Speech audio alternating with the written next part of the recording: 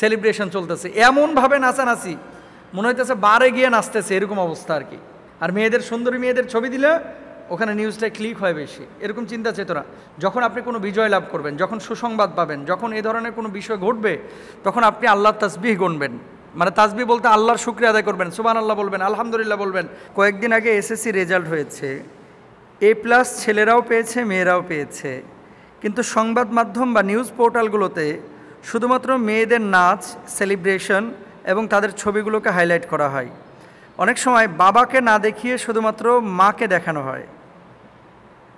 তো এইভাবে সেলিব্রেশন করা এবং মেয়েদের ছবি পাবলিশ করা, নাচানাচি করা, এগুলো ইসলাম অনুমোদন করে কিনা, ভেরি ভেরি ইম্পর্ট্যান্ট একটা বিষয়।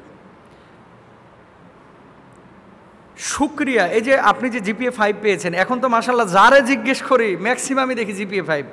কীভাবে যে এত সহজে মানুষ GPA 5 পাচ্ছে, আমাদের সময় তো এত সহজ ছিল না, এত সহজ ছিল না। তখন GPA 5 পাইলে মানুষ দেখতে আসতো যে কোন বাড়ির পাইছে, ভিড় লেগে থাকতো। আর এখন যারে জিজ্ঞেস করি সেই বলে যে GPA 5।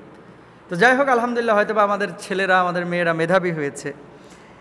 GPA 5 পাওয়া এটা আলহামদুলিল্লাহ আল্লাহ তাআলার ইশারা। কেউ যদি নকল না করে, সত্যিকার অর্থে পরিশ্রম করে, সে আশানুরূপ ফলাফল পাবে।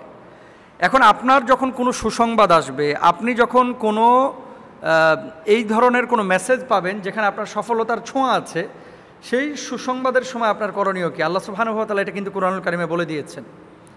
ইযা জা নাসরুল্লাহি ওয়াল ফাতহ ওয়া রাআইতান নাসা ইয়াদখুলুনা ফি দীনিল্লাহি আফওয়াজা ফাসাব্বিহ বিহামদি রাব্বিকা ওয়াস্তাগফির ইন্নাহু কানা তাওয়াবা। যখন আপনি কোনো বিজয় লাভ করবেন, যখন সুসংবাদ পাবেন, যখন এই ধরনের কোনো বিষয় ঘটবে, তখন আপনি আল্লাহর তাসবিহ গুনবেন। মানে তাসবিহ বলতে আল্লাহর শুকরিয়া আদায় করবেন, সুবহানাল্লাহ বলবেন, আলহামদুলিল্লাহ বলবেন, লা ইলাহা ইল্লাল্লাহ বলবেন, আল্লাহু আকবার বলবেন। আপনি আল্লাহর কাছে ক্ষমা প্রার্থনা করবেন, সাজদা অবনত হবেন, আল্লাহর শুকরিয়া আদায় করবেন যে আল্লাহ, আপনি আমার মেধা দিয়েছিলেন বিধায় আজকে আমি সফল হয়েছি। কিন্তু আমাদের সমাজের কিছু মেয়েরা এবং কিছু ছেলেরা যেটা করে, মানে GPA 5 পেয়েছে, SMS-এর মাধ্যমে জানলো অথবা রেজাল্টে দেখলো, দেখার পরে ঢোল তবলা নিয়ে বাস সেলিব্রেশন চলতেছে, এমনভাবে নাচানাচি মনে হইতেছে বারে গিয়ে নাচতেছে, এরকম অবস্থা আর কি। কেন ভাই? এটা তো আমাদের কালচার না। এভাবে নাচানাচি করা, এটা তো আমাদের কালচার না। এটা বাঙালি কালচারের সাথেও যায় না, এটা ইসলামিক কালচারের সাথেও যায় না। কারণ কি, এখানে পর্দাহীনতার বিষয় ঘটে যায়। অনেক সময় মা বোনেরা নাচানাচি করে বা আমাদের এই মেয়েরা নাচানাচি করে, তার ওড়না ঠিক থাকে না, তাই না? তার চেহারাটা ফ্ল্যাশ হচ্ছে। মিডিয়াগুলো আবার এগুলোকেই হাইলাইট করে। আপনি দেখবেন SSC দাখিল পরীক্ষার্থী যারা, মানে দাখিলে কিছু ছেলেদের ছবি পাওয়া যায়, কিন্তু SSCর এই যে রেজাল্টের যে ছবিগুলো, মানে নিউজ মিডিয়ায় আপনার বা ইলেকট্রনিক্স প্রিন্ট মিডিয়ায় যে ছবিগুলো কভার করা হয়, অধিকাংশ ক্ষেত্রে দেখবেন যে আপনি না হলে 90% পাবেন, আর 10% পাবেন ছেলেদের, 90% ছবি দেখবেন মেয়েদের। তো GPA 5 ছেলেরাও পায়, মেয়েরাও পায়। মেয়েদেরকে কেন এত হাইলাইট করা হয়? আসলে মেয়েদেরকে হাইলাইট করা, এটা তাদের অধিকার ক্ষুণ্ণ করার কথা আমি বলতেছি না। আমি বলতেছি এখানে তো পর্দার খেলাফ হচ্ছে।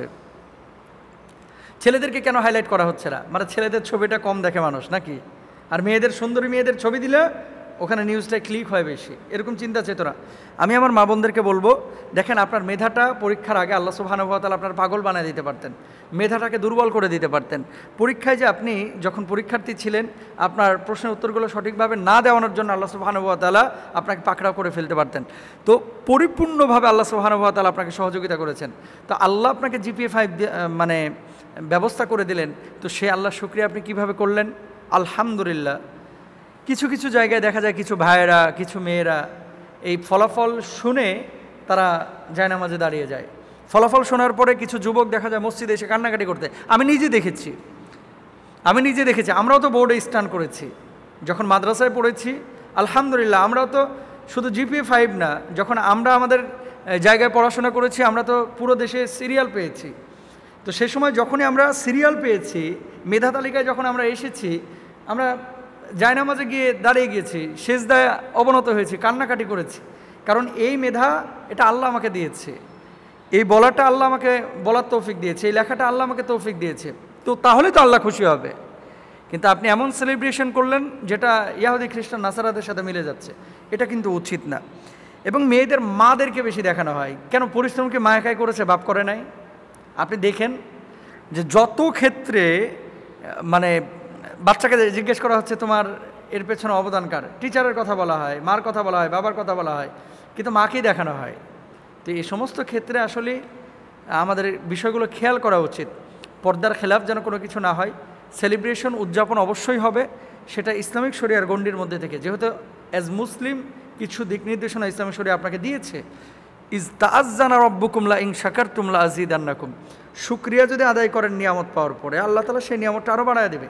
জিপিএ 5 আপনি এখন পেয়েছেন, এইচএসসিতেও আপনি পাবেন, শুকরিয়া আদায় করবেন বেশি, আল্লাহর কাছে চাইবেন বেশি, আল্লাহ তাআলা আপনাকে ভালো একটা ইউনিভার্সিটিতে ব্যবস্থা করে দেবে, ভালো জীবিকার ব্যবস্থা করে দেবে। আল্লাহ তাআলা আমাদের তৌফিক দান করুন, সবাই বলেন আমিন।